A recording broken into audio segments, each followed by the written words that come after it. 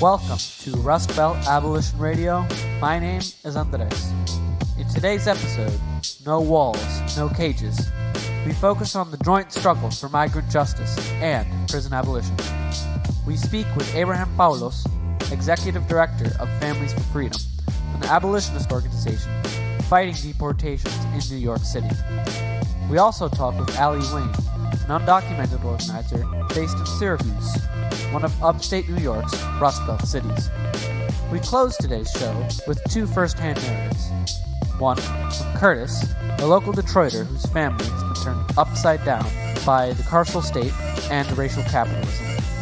And another from Harold Gonzales, currently incarcerated inside Michigan's Kinross prison. But first, here's Kif Syed with some news you may have missed.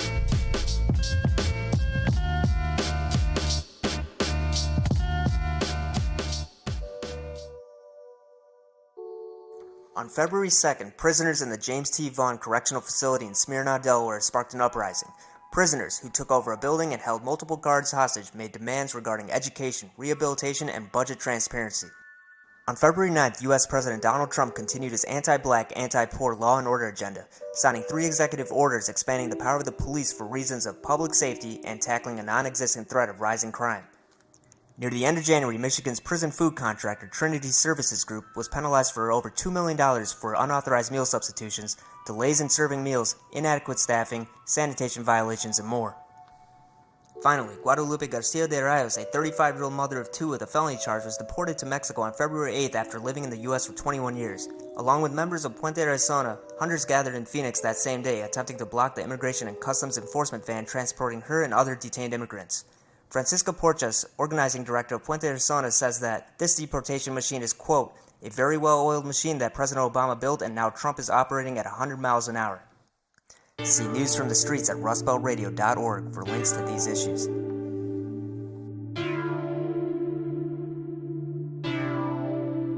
I'm Maria, joining Kif Syed, and you're listening to Rustbelt Abolition Radio, an abolitionist media and movement building project based in Detroit, Michigan. In this show, we amplify the voices of those impacted by mass incarceration and explore ongoing work in our movement to abolish the carceral state. That is, prisons, police, courts, as well as racial domination and capitalist exploitation. What does a world without prisons, police, and property look like? What kind of society becomes possible when we stop maintaining nations and neighborhoods in which specific populations become fundamentally criminalized? These are the kinds of questions that abolitionists ask. Prison abolition isn't just about letting go of an old form of solving problems, putting people in cages. It also entails reshaping the ways in which we relate with one another, in all scales. Now, we turn to Alejo Stark for an interview with Abraham Paulos.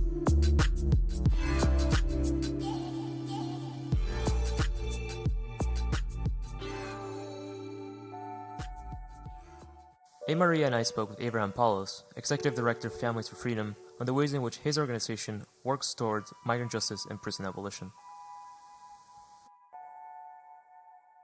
My name is Abraham Paulos. I was born in Sudan. I came to the United States as a refugee before the age of 1. I grew up in Chicago during the 80s and 90s in poverty or what have you. I had contact with the criminal system. Not only that, but family members have been affected by detention and deportation. I was picked up in Brooklyn 5 years ago for a robbery that happened on my block. I ended up going through the system, the precinct, bookings, and it was in Rikers Island, is a city jail in New York City. And it was there that a fellow prisoner of mine had told me about Immigration Customs Enforcement having an office and the access that they had to the jail to deport non-citizens, who were convicted of certain crimes or what have you. And so I was able to bond out. I was able to bail out thanks to the knowledge that this prisoner had, and came out, looked for a lot of organizations to help out. Not a lot of organizations would, due to the criminal conviction and due to the fact that I was a non-citizen. Families for Freedom was an organization that was there that helped me out with my case. And after a year of becoming a member, I've been the executive director ever since. So it's been about 5 years.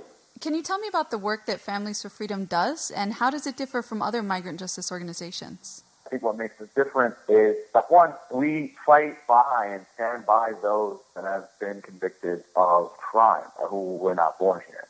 When we say we stand by them, I mean, we really do mean that because of our critique of the criminal legal system, system in which 92 to 97% of people who are in front of a judge plead guilty. The second point that I want to make is about an analysis that we have. We're abolitionists. We do not believe in detention. We do not believe in prison. We do not think that problem with prison situation in the United States is that there are too many prisoners. We do not think that that is the problem. We think that the fact that there are prisons, and that is the problem.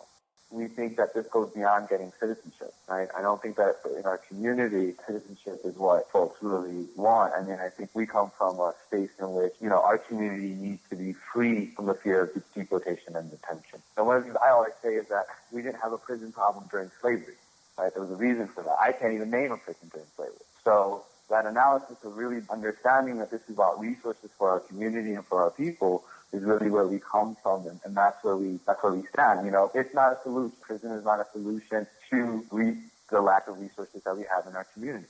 Deportation is not a solution to an immigration system. That is the analysis that we really bring to it. I mean, we do believe in open borders, and we don't think that that's a crazy act at all, because if you are a U.S. citizen with a passport, and particularly if you have money and you're white, you live in an open border world.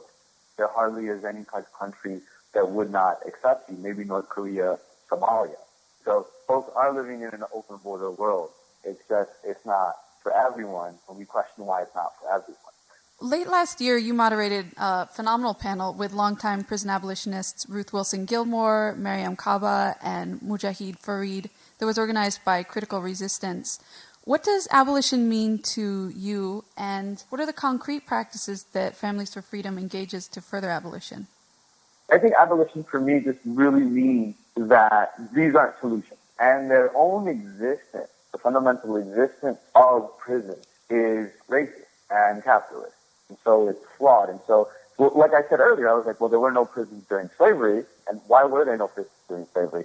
Because there was this economic industry that essentially, Black people were free labor, and we were basically where they wanted us to be. So I think abolition really is about abolishing the fundamental premise of white supremacy and capitalism as a reason for anything, really. And I think abolitionists really look at it in such a way in which we understand, like for me, it's about resources. So don't tell me we need prisons when you don't give us food, housing, jobs. And then I think once we get those resources, then we can see if we need these things, which I highly doubt it. And it's also, there are people living in an abolitionist world, people that are walking around and don't have to worry about prisons like we do. They don't have to worry about police officers like we have to worry about police officers, right? There's no police officers in the Hamptons like they are in Brooklyn, So that exists already. That reality exists already, but we're denied it. And why we're denied it, and I think because white supremacy and capitalism. So that's what abolitionist just means to me, is abolishing fundamental premises that are rooted in white supremacy and capitalism. And so how do we move forward with that? It is a long, hard road. In the beginning, the first conversations were around mandatory detention, saying we were against mandatory detention. And then it was like, okay, well, we want to end all immigration detention. And then we thought about it and said, well, aren't we throwing other Black and brown people under the bus? And so, we got to a place that basically said, look, we want no prisons, essentially. On the practical look at things, I mean, I think one of the things is that because we're abolitionists, we do not turn anyone away because of their criminal conviction. We don't care what it is, because it really doesn't matter. Because if you have this analysis, particularly towards the prison industrial complex, you can't be an abolitionist and then run around and start saying, oh, well, we're not going to take folks that have these types of criminal convictions or violent convictions or what have you. That's one concrete thing that we do, is that we do not have a hierarchy for criminal convictions. So anyone that comes to us will not get turned away for the type of criminal conviction that they have. Can you also tell us a little bit about, in relation to kind of what Families for Freedom does? You were talking about your different kind of analysis, right? Race and class being kind of central, and freedom rather than citizenship being the kind of long-term goal. What possibilities do you see and challenges, I guess, in this historical conjuncture we find ourselves in? So I'll try to break that down piece by piece.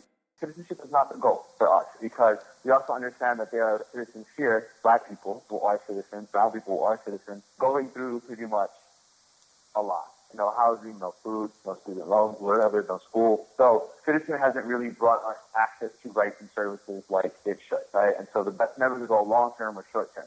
Yes, it's great if people can get citizenship, but really the only reason why we would get that is to be free from the fear of deportation.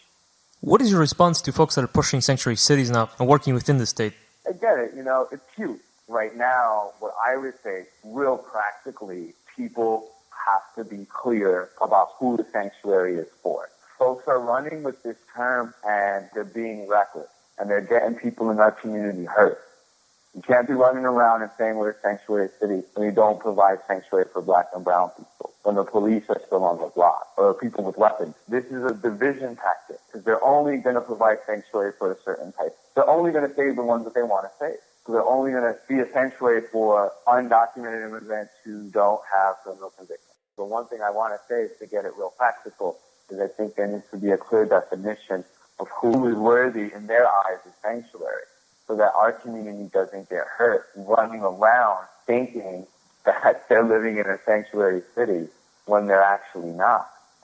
That's reckless. And to be weary about those that are calling for a sanctuary if they're not willing to, open up their homes. Thank you so much, Abraham. Yeah, you gotta say so. Alejo also spoke with longtime undocumented organizer Aly Wayne. So, my name is Aly Wayne. I'm originally from Senegal. I'm an undocumented activist from Senegal. I work with a couple of groups, including the Syracuse Peace Council, the Undocumented and Black Network, Black Lives Matter Syracuse, the Black Alliance, Black Immigration Network. And I've been working on economic justice issues, anti-war issues, and obviously migrants' rights issues for a while. You're talking about the migrant rights struggle. What do you make of the state of the migrant rights struggle today? Yeah. I mean, we're in real trouble right now. I think that the state of the migrant rights movement right now is just about as bad as it could be. Over the years, there's been this kind of struggle within the mainstream, quote-unquote reform movement, right? There's been a struggle between organizers at the grassroots like myself and a lot of other organizers who have been openly critical of this immigration system in terms of, talking about how the immigration system is part of, sort of capitalist oppression and that, we haven't been wanting to make compromises with either Republicans and Democrats.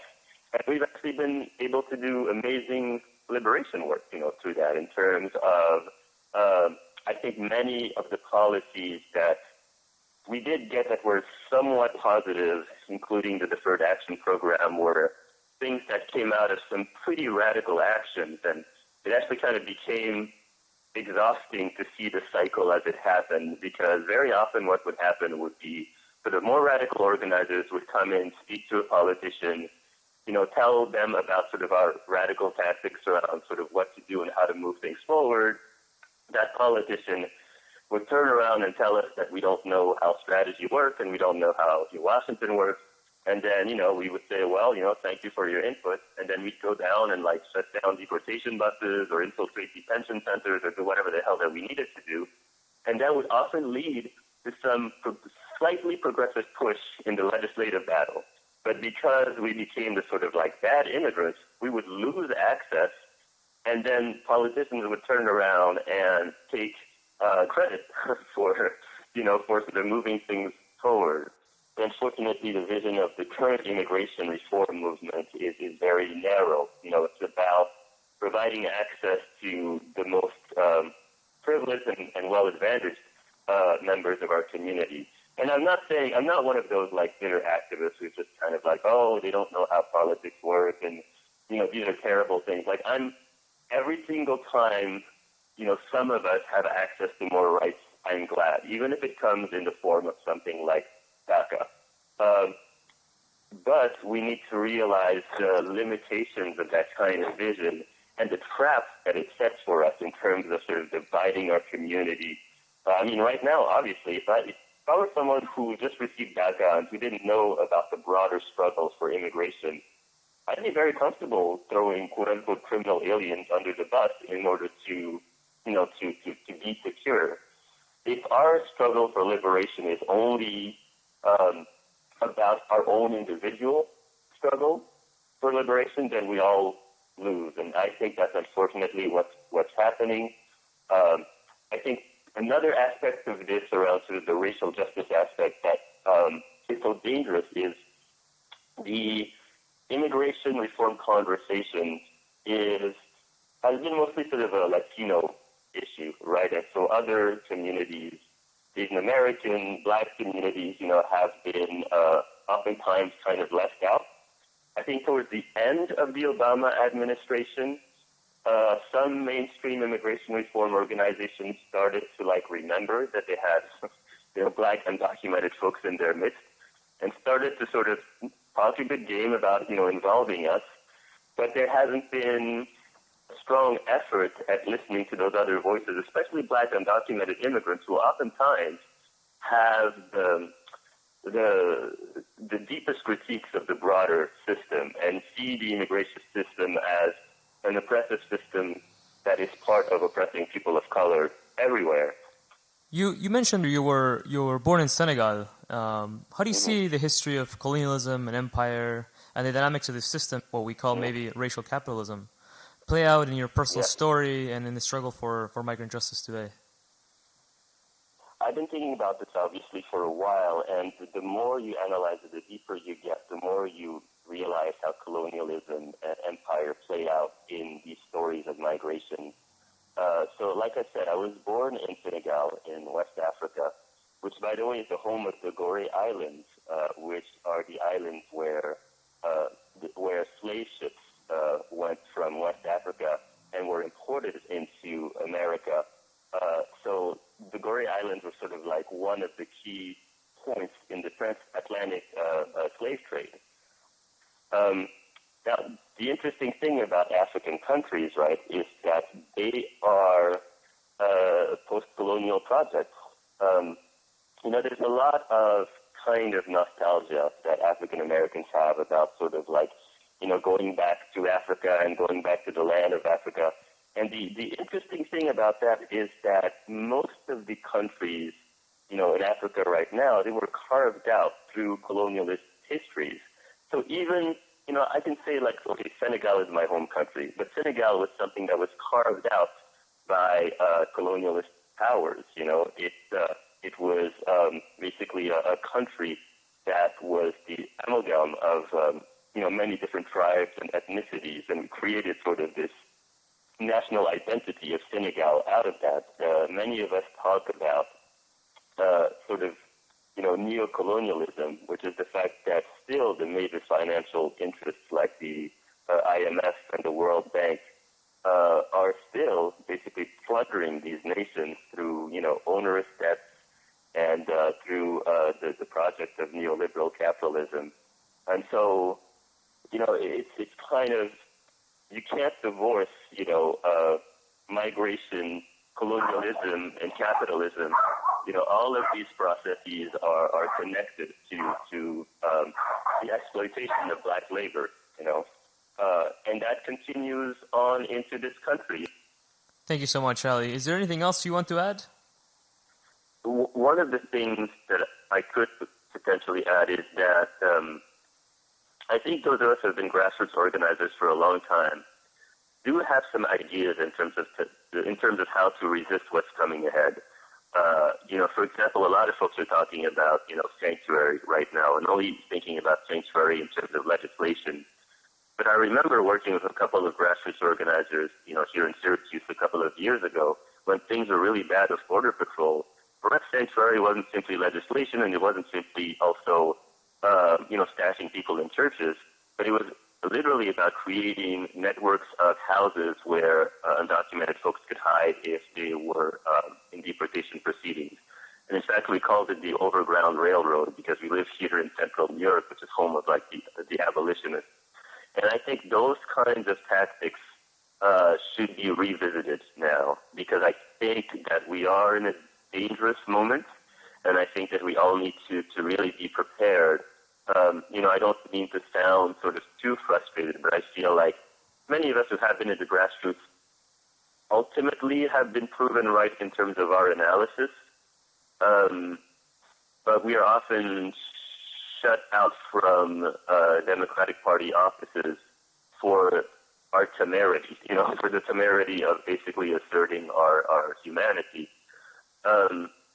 And I hope that folks who are mainstream immigration reform movements, as they unfortunately have to go through and experience the viciousness of the system, start actually critiquing the system as a whole instead of accepting its premises.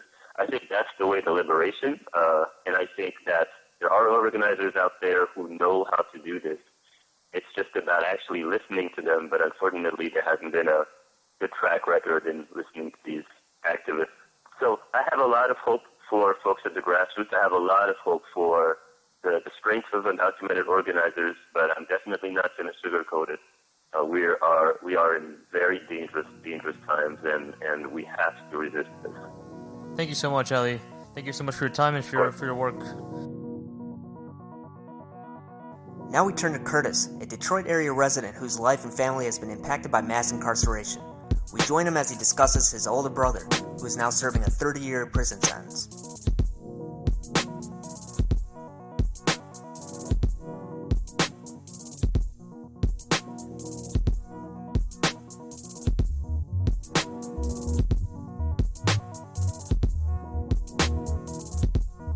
The struggle of life got to my older brother, and I remember one day in specific, I was driving him home or something, and he was just like, I can't do this shit anymore.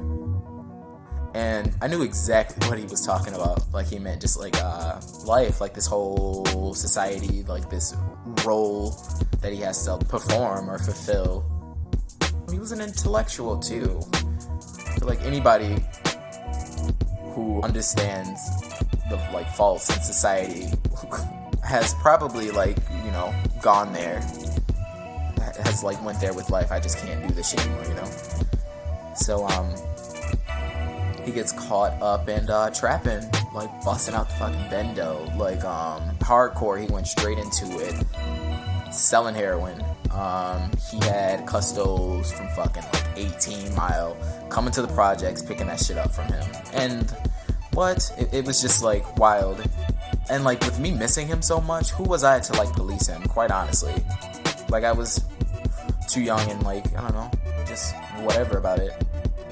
So yeah, he got caught up in that situation there. There was an incident where a few months down the line, he was arguing with his baby mama and shit in that house that they owned. And she busted him upside his head with a frying pan. And it was so dramatic. My mom was down in the projects, and my brother calls her up, and he's crying. Yeah, she gets there, the ambulance is there, super dramatic scene. He's at the hospital. On our way there, he calls her, and he's super pissed for whatever reason. I think my mom wasn't there on time was what it was. It was wild. He had this inmate demeanor, and so my mom just kind of wasn't having it. She's like, who the fuck? She goes up to the hospital, and she picks him up. He gets in the car, and she lays it to him like nobody has ever laid it to him before. His big ass was crying, and I'm sitting in the backseat biting my nails. She's like, everything I did for you. The baby was born at this time. My mom had pawned $2,000 worth of her jewelry, gold, rings to provide for this child, because that's what she loved him. She understood how difficult it was as a black man who just was released from prison, so I understand how frustrated she was with him. So we get back to the projects, he was released from the hospital. We literally didn't even put the car in park, and he hops out the car and he strolls into the building complexes, the walkway through the building complexes. And I swear to you, it was someone walking into the abyss. I was he just walked into an Amazon, and it's gonna take a whole squad to search for him. And that was the last time I saw him.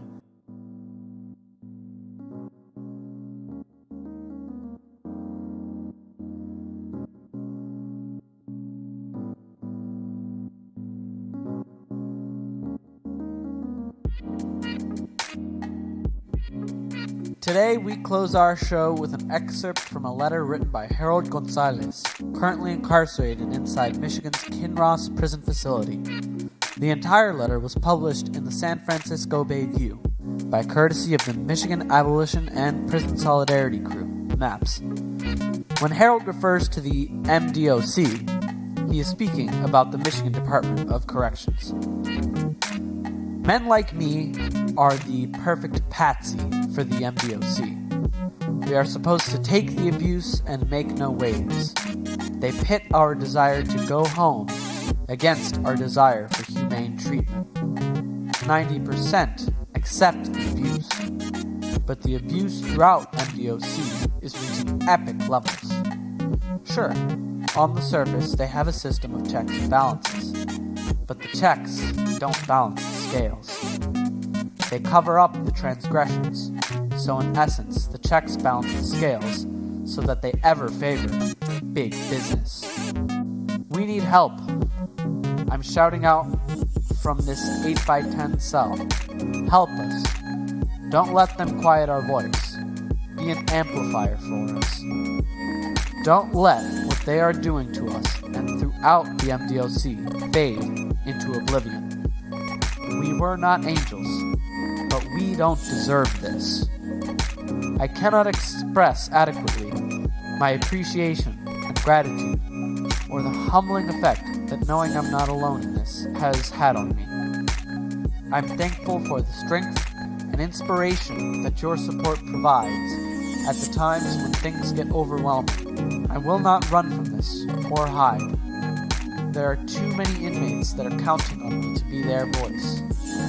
And since that's where this started for me, that's where I'll be until the end.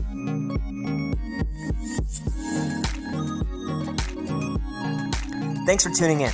Check out our website at www.rustbeltradio.org. This show is co-produced by the Rustbelt Abolition Radio Team, Andres, A. Maria, Cave Syed, and Alejo Stark.